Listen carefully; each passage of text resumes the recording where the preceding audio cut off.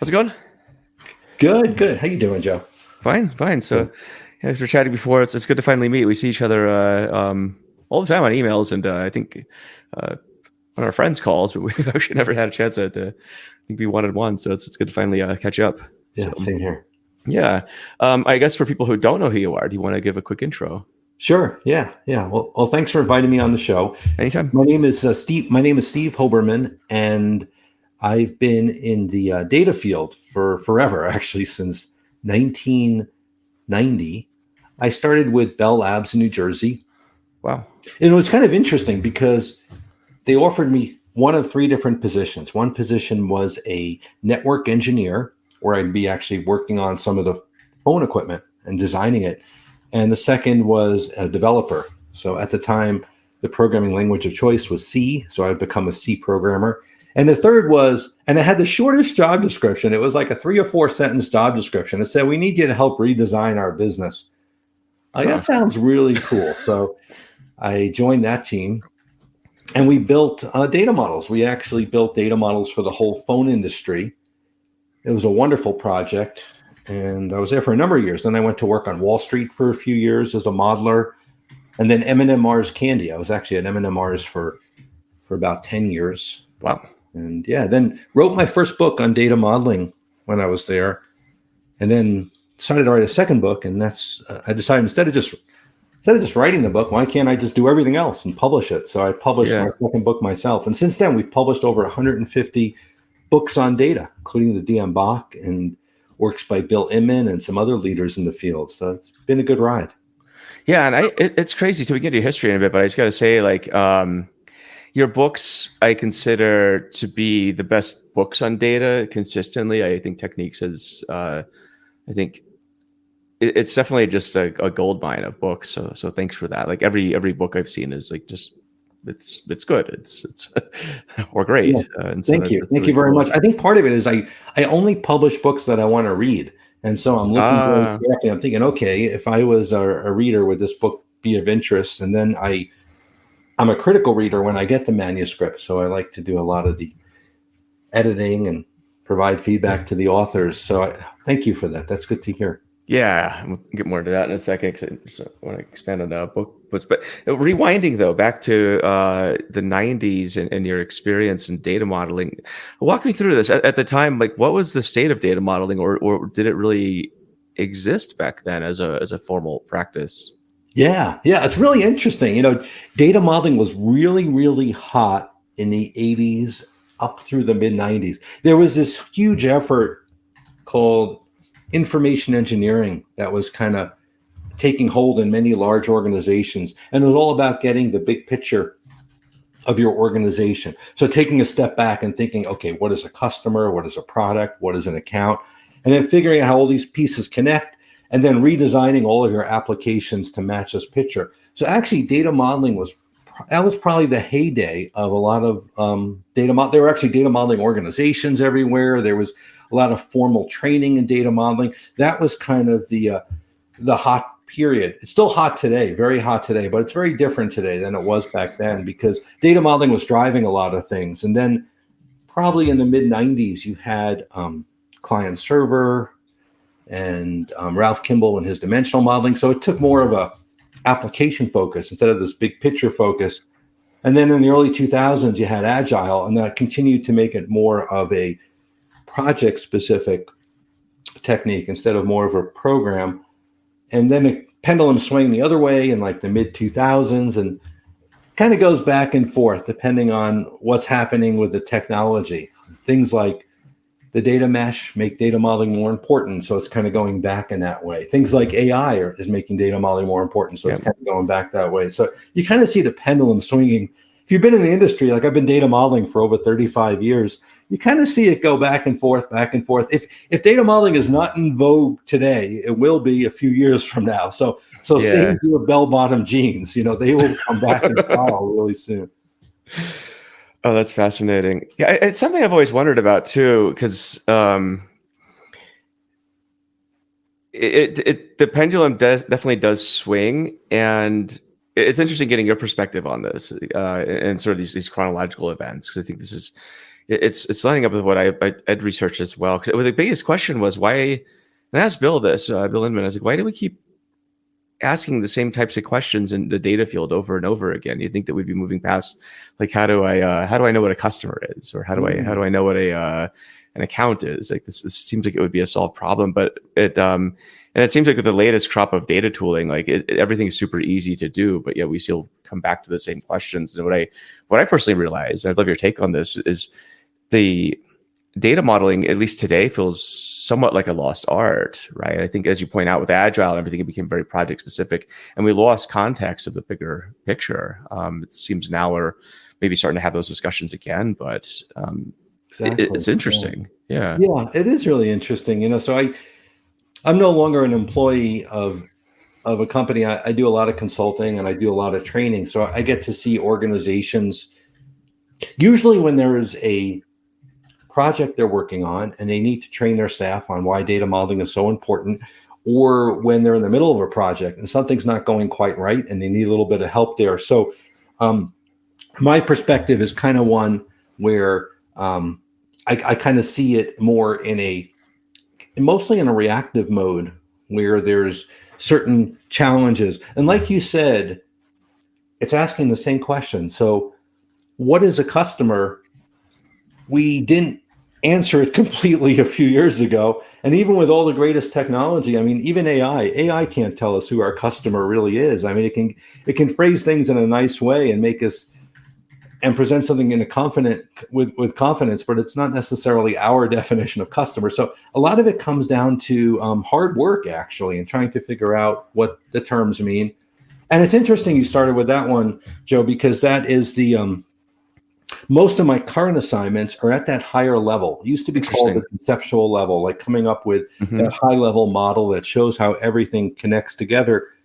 That's really where the gold mine is for a lot of organizations, is to take a step back and think about, okay, what's our vocabulary? How can we get our teams who are working on this great technology to actually talk the same language? When they're using the word customer, everybody knows what a customer means. When they're using the word product, everybody knows what a product means. And so, I mean, one of the ways I try to redefine myself and look at the field differently every couple of years. And my latest transformation is going from conceptual, logical, physical, which we've been using since the 70s, to align, refine, design. So align is all about aligning on a common vocabulary, and then refine is all about refining on a set of common requirements, and then design is all about making it real, building that powerful database layer. So I think a lot of what's in vogue right now is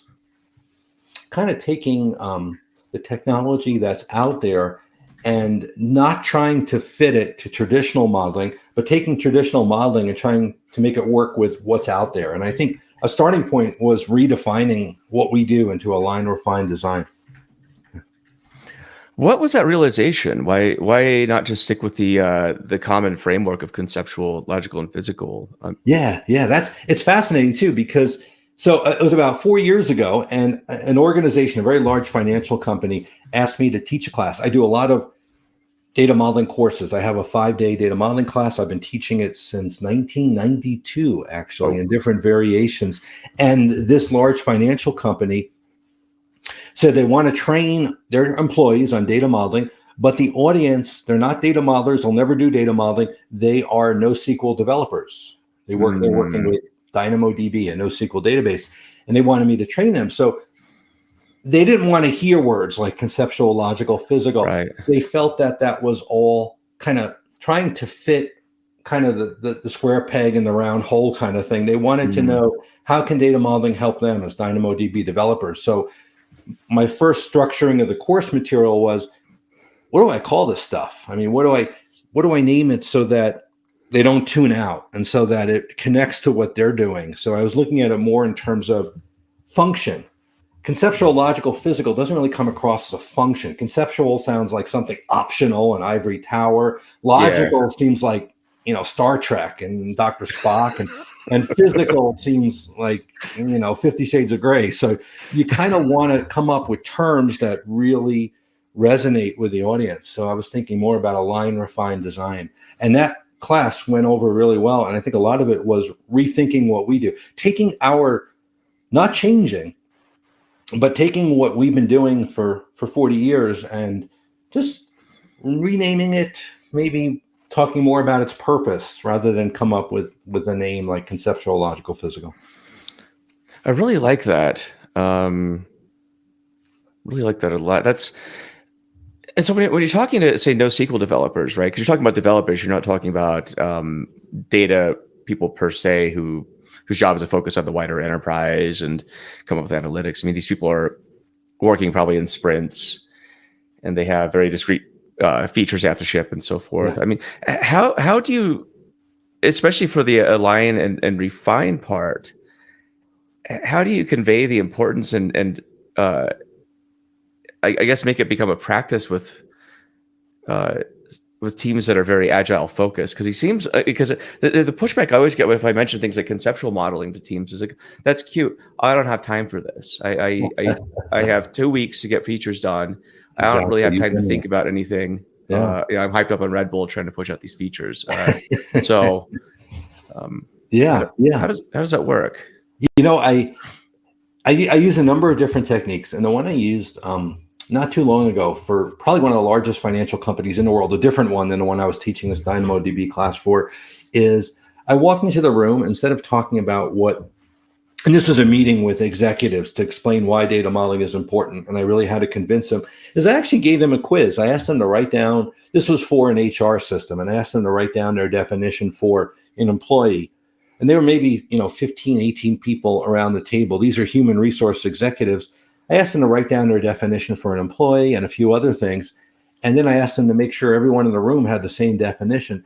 And as I expected, they had very different views of what an employee was. And this was a company that was getting ready to spend, I would say, $60 to $70 million on an HR system. Wow. How can they deliver an HR system successfully about employees if they have very different views of what an employee is? That's kind of setting themselves up for a failed application. So I like to do things like that. I like to make it more of a game or a quiz and just kind of see. And sometimes, maybe everyone sees a certain term the same way, and that's a great thing, but it doesn't happen often. Yeah. Where do you think that starts? Yeah. Like, because because I've noticed that vocabulary and data has something of an entropy to it. It starts and it works, and then over time, things sort of drift and decay and sort of turn into other things. What that's a great way to look at it too, and that's actually really what happens. It's what I think it is. And when you were mentioning earlier about agile, it really is that agile is very much project focused and deliverable focused, and usually the whole idea of maintenance and the bigger picture takes a back seat. Yep. And so what happens is, even if you get these really motivated individuals and they focus in their environment on coming up with a perfect align, refine, design set of structures, things change. And maybe 6 months after the project goes live, this organization sells part of their business, or they buy a part of their business, or they just look at their business a little bit differently. If we don't go back and revisit what we did with the align, refine, design, we slowly forget it's there, and it starts losing value because it's no longer reflecting a current view. So yeah, you see, the entropy is probably that would be, Joe, you're speaking at our data modeling zone conference coming up in Phoenix. Yeah, stoked on that. Yeah.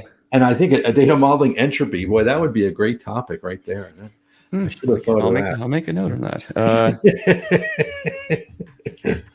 Yeah, because that's really what happens, and it's really frustrating, because there was even one organization that I was brought in as a consultant, and then about 5-6 years later, I was brought in again to the same company, different team, but it was revisiting the same issues that we fixed the first time. So it there needs to be something in place, and I'm not sure whether it's tool-based or process-based or something that once you do it right, that you keep it there, not easy to do.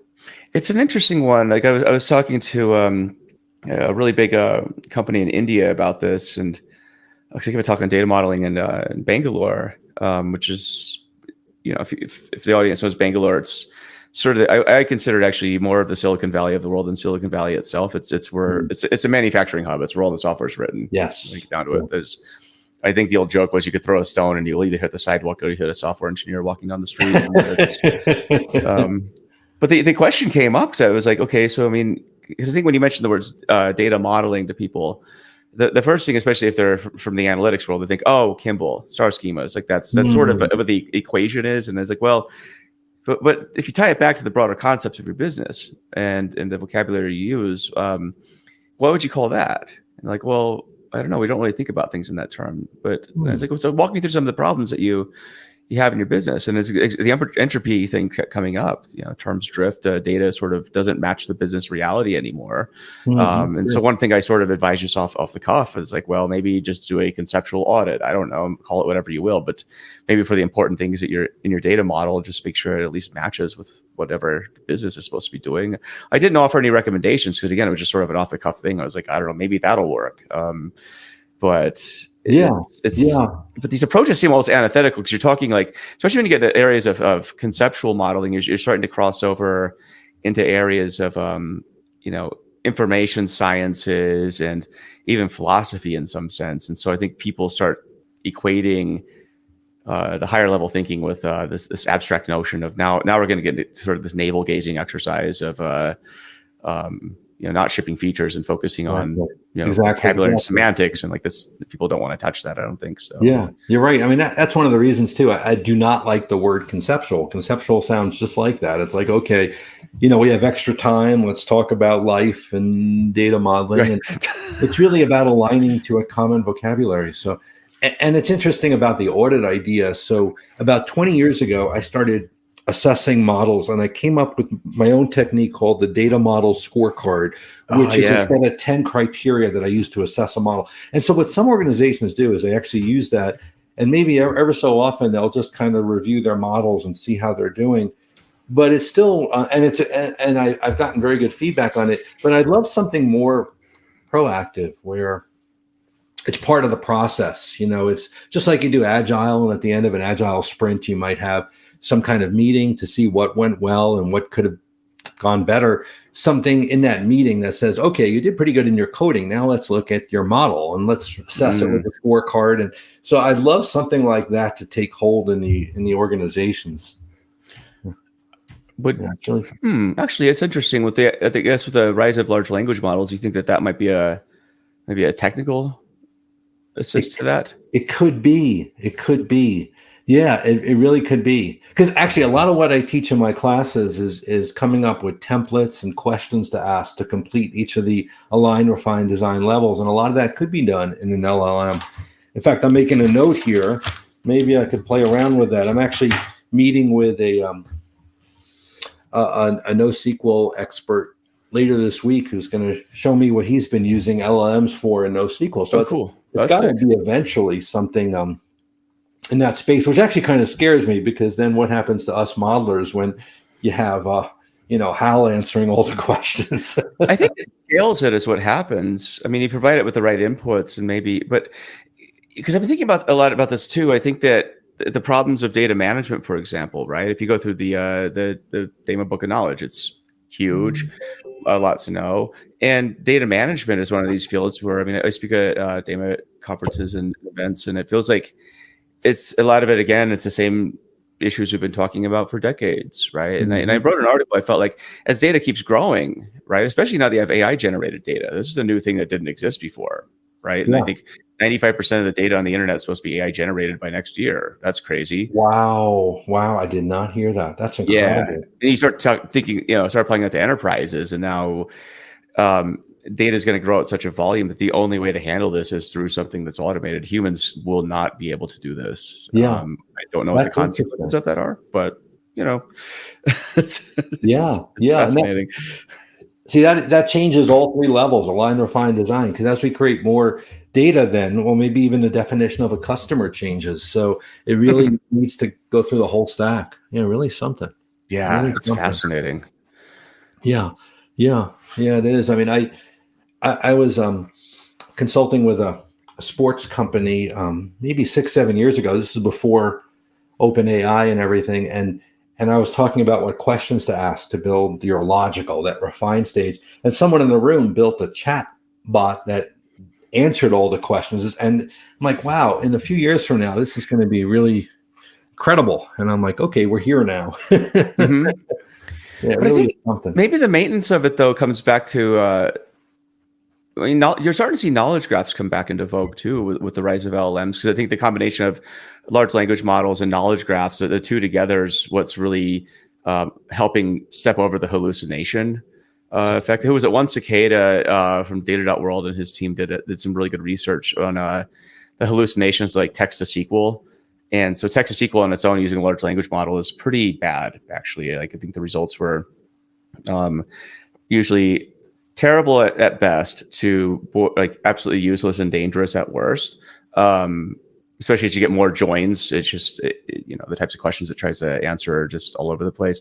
But knowledge graphs appear to at least alleviate much of the hallucination effects. So, but knowledge graphs are also very difficult to put together sometimes. So Yeah, it's true. maybe that's what top modelers do. I don't know. In fact, that, speaking about how data modeling is in vogue and then it's not, and then it's in, I actually see knowledge graphs as kind of the an area that will make modeling in vogue for quite a few years to come. And that actually, just going back to the conference, and you're speaking at Data Modeling Zone as well later in February, we have a whole track on knowledge graphs and semantic technologies just for that reason, because the same skills you use to build traditional models transfer perfectly into the world of graphs and knowledge graphs and so on. So it's really different. It might be different symbols. It might be looking at the world in terms of instances instead of structures, but the same skills we use and the same steps of align, refine, design transfer perfectly. So, I mean, I see that as kind of, if you are a data modeler and you're kind of listening to this chat, learning more about knowledge graphs is really to your advantage, because your skills will transfer perfectly. Yeah, really something. It is really something. Yeah, I don't know where this goes. Honestly, I've been trying to think. I've been thinking a lot about this, and I don't have any clear answers yet. It just seems like everything's playing out in real time, and especially in generative AI, it seems like there's a revolutionary new white paper every couple days that comes out, and so I don't know. Yeah, I know what you mean, but you know what it is? It's like you have all these amazing things that come out, but then you also have a traditional way of doing application development, and I think there's still that gap there, at least for a while. We're trying to figure out, okay, how does this all fit together? It's not coming together. I know, even for my own publishing company, I every day I wake up thinking, okay, how can I use AI to sell more books? And I talk to our authors, many of who are kind of leaders in the space and also some in the world of AI, and it's not coming together yet. I tried something really cool with this. They have these generative AI chatbots where you can actually load a PDF file and then answer questions against it. And I've been playing around with about 10 different vendors who do this sort of thing. And I'm having this really frustrating experience because, so I uploaded a book and I chose one of my books that actually did not sell well. I wrote a book on blockchain when blockchain was in vogue. And I started asking these chatbots, okay, so what is blockchain? And they would answer it well. And then I would ask questions like, well, can you recommend a book on blockchain? And it kept recommending one of my competitors' books on blockchain. I'm like, stop doing that. My book is better. So that was just one example, but I was kind of yelling at these chatbots, and I started thinking, what is this going to be used for anyway? Is someone going to query the chatbot instead of buy the book, or are they going to query the chatbot and then it's going to whet their appetites to go buy the book? So it's an interesting question. I mean, I published a book with O'Reilly, and I noticed they launched a feature on their site where it's a large language model interface, right? Okay. So I guess you could introspect. It can introspect all the books. I mean, as an author, other authors, the first question was, okay, so how do we get comp for this? The content, right? Because it's an interesting question. I thought it was an interesting use case, but I don't know. I think for people to use the chatbot as the interface to find out answers, I think there needs to be trust that the hallucination effect has been overcome, right? I think Exactly. because LLM actually generative AI is awesome for generating stuff like images and I think content like that where you don't really care if it's right or not. It just looks cool and it saves you a ton of time. I use ChatGPT and Bard on a daily basis, just more as just a friend to chat with. Like, let's talk about this topic, and it does a really good job at coming up with just stuff out of left field. It's like, holy crap, like those are interesting ideas I would never have thought of. Because you get caught in your bubble, right? And it's it helps throw you into other things. But as far as writing content, I mean, I know my book has. If I go on Amazon, there's several knockoffs with the same title, and if you download the Kindle samples, they're all ChatGPT written. You can tell, like, this is not human. They suck. So yeah, and it's really frustrating because you can spend a couple of weeks kind of proving to organizations like Amazon, like, I am the copyright holder and you need to take this down. And by the time you do this, 3 more up there. So yeah. And what was it? Amazon, I think a couple months ago, they said authors can't publish more than 3 books per day now. Oh, interesting. Wow. You can see where this goes. Yeah. I know as a publisher, whenever I list a new book with Amazon, they have another section I have to complete now about AI, and it asks questions like, did you use AI to write any parts of your book? And so they're trying to catch a lot of these that are out there. But yeah, it's pretty frustrating because since we started publishing books, it's been about 20 years too, and it was kind of easy in the beginning to find a rogue copy out there and get it off. And if we could get it off, we could at least tell Google, take it out of your search engine. But now it's a different playing field. Where do you think this takes publishing? Which one? I'm sorry. Oh, sorry. Where do you think AI takes publishing? Oh, I actually think that I actually don't know. It's kind of interesting because I publish books. I published over 150 books, and they all deal with data. AI is all about data, but I don't know the answer to that question yet. And maybe taking small steps. So, for example, one way it's going to impact is help authors write better books. So I was working with an author a few weeks ago. English was not their first language. And so what they would do is they would get their ideas down and they would use a large language model to put it in a better phrase, make it edit a little bit better, make it sound better. And I cautioned the author. I said, you don't want to use that. Let us do the editing this cycle, because even so the answer is not really a technology answer. It's really more of a legal, maybe government, maybe regulatory answer is what's going to be allowed. I would not want to have part of our book be generated by AI and then we get sued because it's based on someone else's content, or people start looking at Technics Publications and going, wait a minute, they just wrote a book with AI.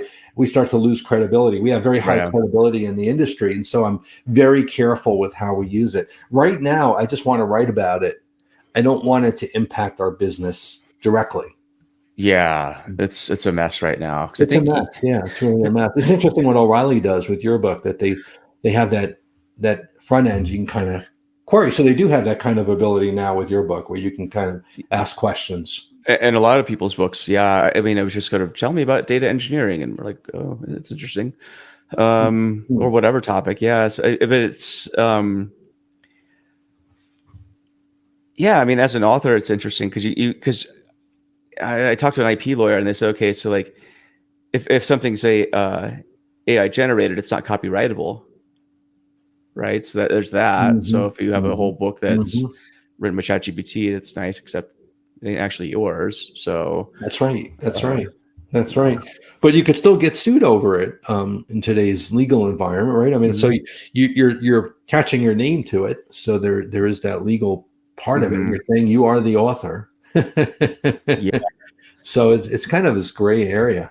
Really if I was back in school, I would become a lawyer and specialize in AI, and that would probably be pretty good field. That's one career field I'm trying to get my kid into. He's 13. Yeah, he likes to argue a lot. So I mean, you'd be a perfect litigator. You should get into this. So So he's doing it. That's his goal, is to become a lawyer right now. He's 13. Who knows what will happen? But I'm like, you're gonna be a good lawyer if you keep this up. So. Oh my goodness. Yeah, you see, those are the skills you need right there. And especially with him having you as a dad, you can help you can steer him a little bit more to technology.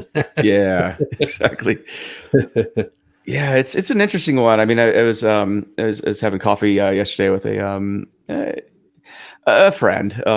It's a really, I don't know, a famous NFL athlete. I'll leave it at that. But he's getting into AI right now and has a company. And it was interesting, just I think, jamming on kind of stuff he's looking at. So it's about being able to have people tell their stories and be able to generate cartoons and videos and stuff off of the stories. Kids and Nice. whatnot. I thought that was super cool. Yeah, but it feels like that's where it's all going. Is just being able to create media on its own. And but the big thing he was talking about was like, how do you preserve the storyline through all this generated content, right? Right. So Right. One. Yeah, you're right about that. It's and that's an area you mentioned earlier, using it to generate images and graphics. I mean, that's a great use of AI. Yeah. Oh yeah. Yeah, every blog post I do now, I just use Dolly. It's just like I could draw the image myself, and it would take hours. That takes 5 seconds. Wow. So there's a whole industry, though, the whole creative, illustrative industry that's changing or disappearing. Something. Yeah, that's interesting. Like,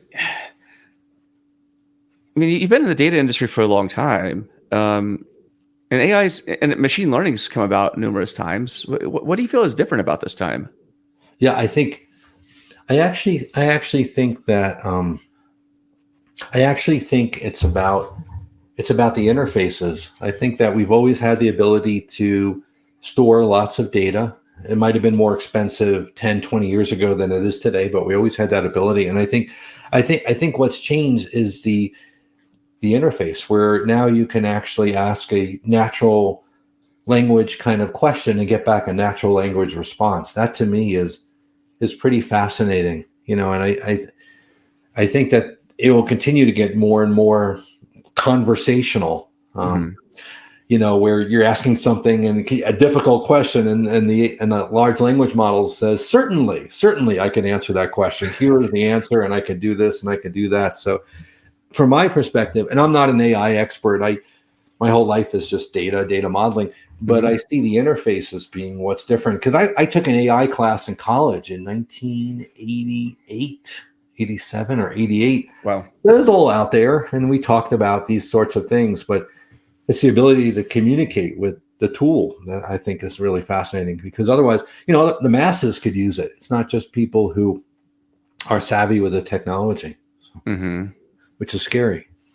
Yeah, it is interesting. I feel like, I've worked in machine learning on and off for quite a while, and it feels like this is the big difference right now. You saw the consumerization of AI interfaces. I mean, you've kind of always had it with Siri on the phone, but that Siri's, you sort of know the boundaries and how to interface with it. It's not perfect by any means. It sucks actually pretty badly half the time.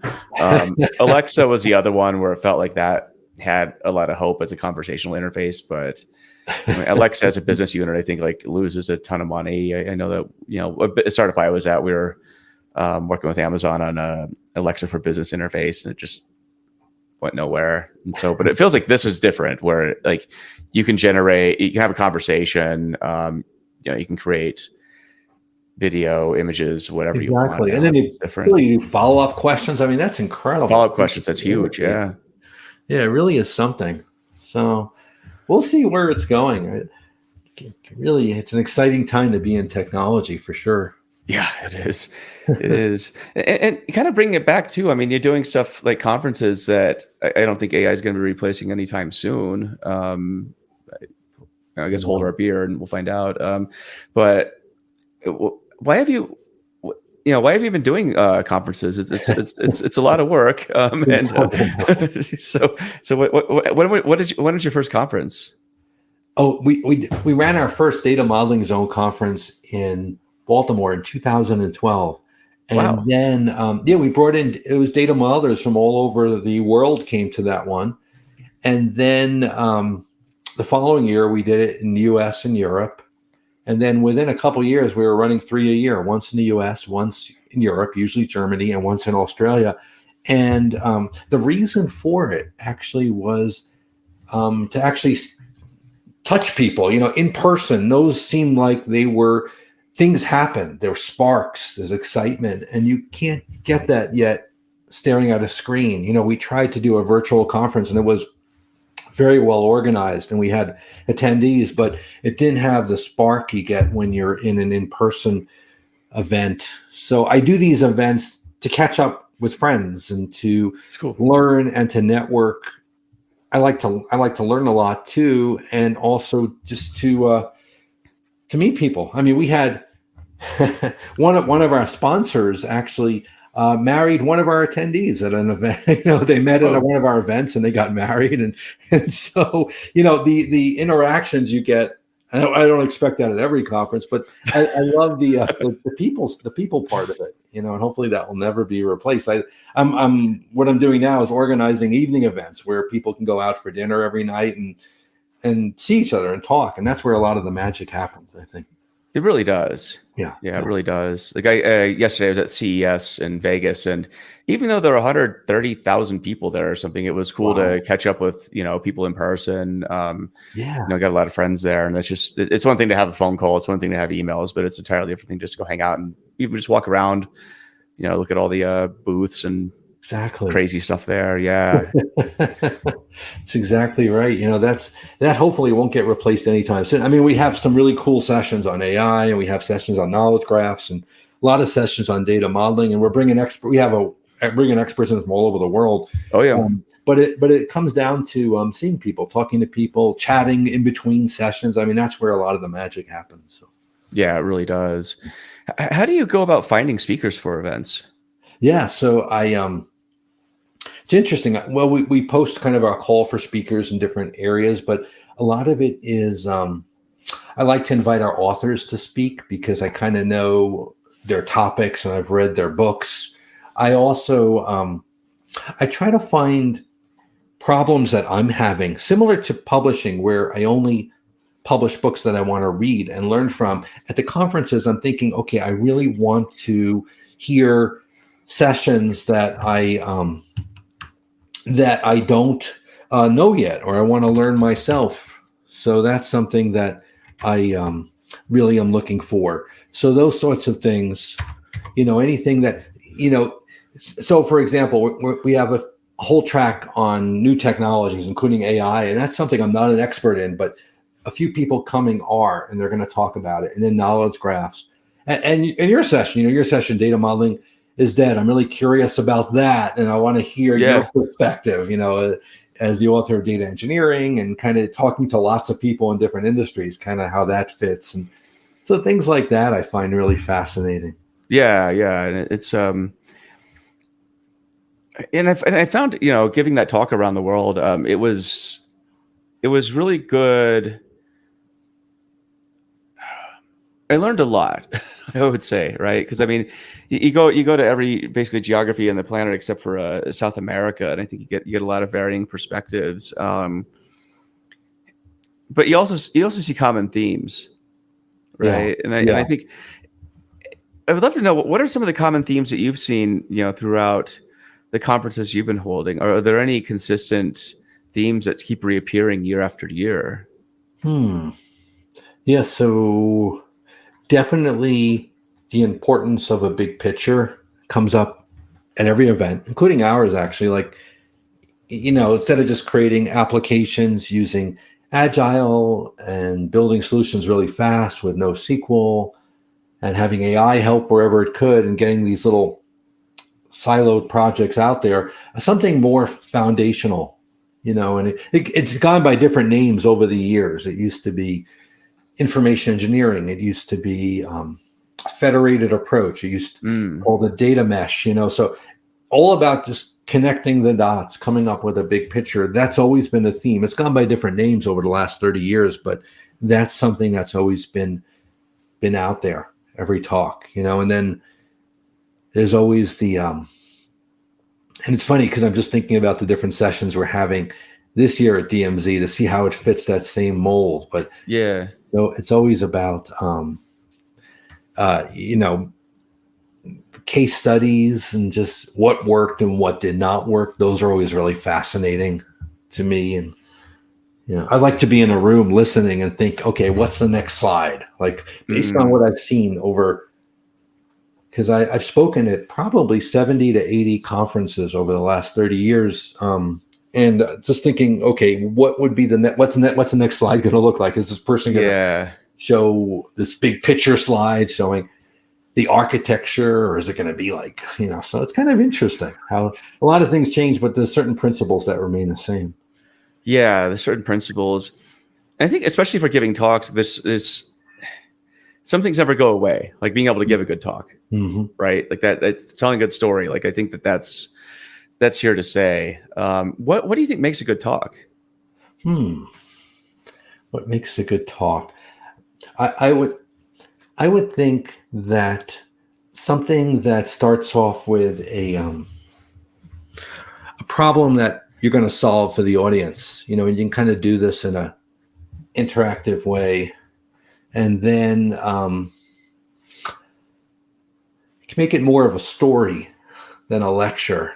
So it's interesting. I was once asked to teach a data modeling class to some newly graduated college students who were joining a program at a bank to become IT people in the bank. And I started off with my typical data modeling lecture, and I realized that they are not listening. And I think people's attention spans are not what they were a few years ago. So I started thinking, okay, here's a problem we're going to solve, and let's take it step by step all the way through. And that approach works. So I think what makes a really good talk is to start off with a problem statement and show how you solve it. And you don't have to boil the ocean and show how everything fits together. But if people can leave the session with, oh, okay, I saw what the problem was, I know how to solve it myself. I mean, I think that makes a good talk. So me, myself, when I listen, I'm always trying to think, okay, did I learn at least one new thing during the talk? How about yourself? What do you think about that? Do you think it's more? I highly agree. I can tell. I think the anti-patterns of a good talk, maybe how you can make a bad talk, is to not empathize with the audience, not meet people where they are. I think trying to show off how smart you are at the expense of providing useful information is like a cardinal sin, but it happens all the time. I think especially for more inexperienced speakers, it seems like there's a tendency to want to use it as sort of back in the 80s, you know, heavy metal artists did guitar solos a lot. And I feel like the guitar solo is one of these things where people just go up and just do that and not make the song. And these are not the same things. So that's a good analogy. Yeah, I get that. Well, it's just showing off at the end of the day. It's grandstanding. And it's like, you know, people want actionable, like you say, I like what you described as what's the next slide, right? It's a key to improv comedy. It's a yes and ...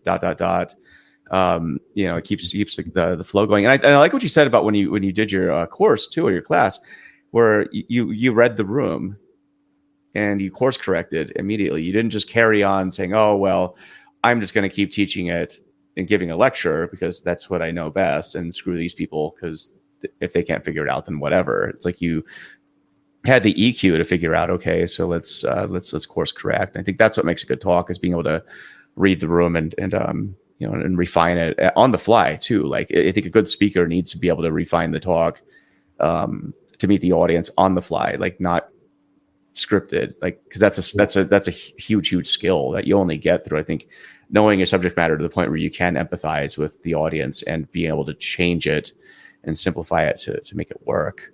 Exactly. A lot of that just, it comes with time. Like you're like, oh, I wish I said this or that. Okay, I'll do that next time. It's true. What about your courses, though? I mean, you've been teaching data modeling since it was a thing, basically. Like, I guess I'll ask kind of the same question. What are some of the as you teach these courses and these classes, are there consistent themes that you've seen over the decades with people wanting to learn data modeling? Yeah. So I started off in 1992. So maybe in the early mid 90s. The room was filled with people who wanted to be data modelers. They wanted to get into the data modeling career.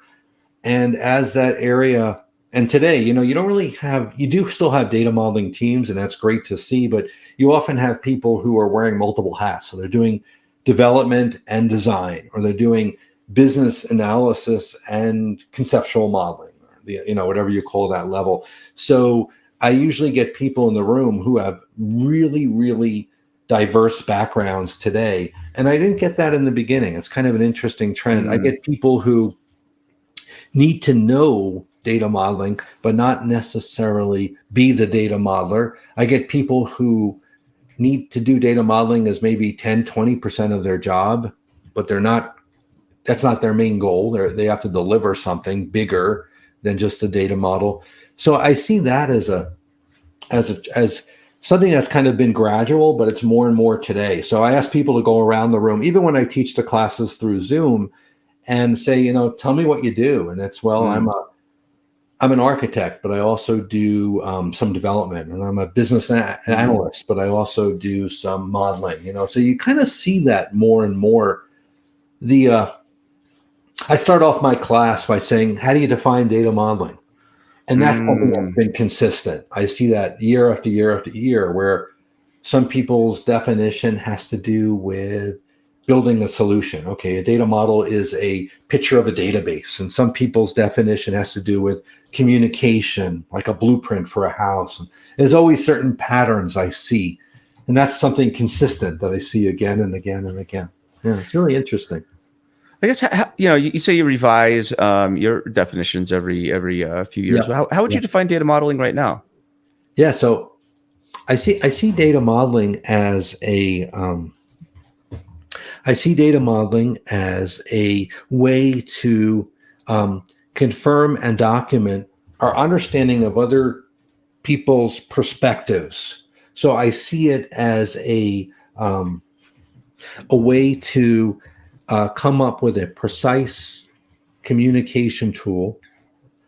So in my class, what I do is I build it up from different kinds of maps, like a map of the London tubes and a map of an org chart. So really, it's a precise diagram of an information landscape used to confirm and document our understanding of other people's perspectives. So the first is, I always use the word precise, because when you're looking at a data model, it can only be read only one way.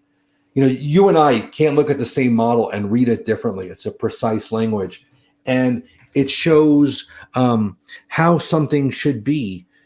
So for example, I often compare application development to a game of telephone. When you're kids and you whisper something in somebody's ear and they whisper it to the person next to them. Yeah. By the time it gets to the other end of the room, it sounds completely different.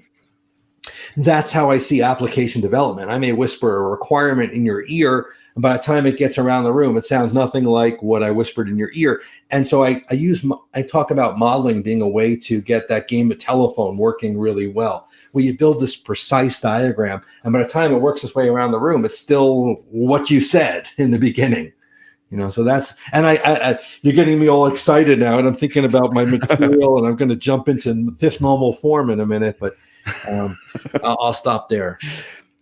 So there's precision of definitions, but does that mean the data needs to be precise and correct? The model needs to match either the way the data is or the way the data should be.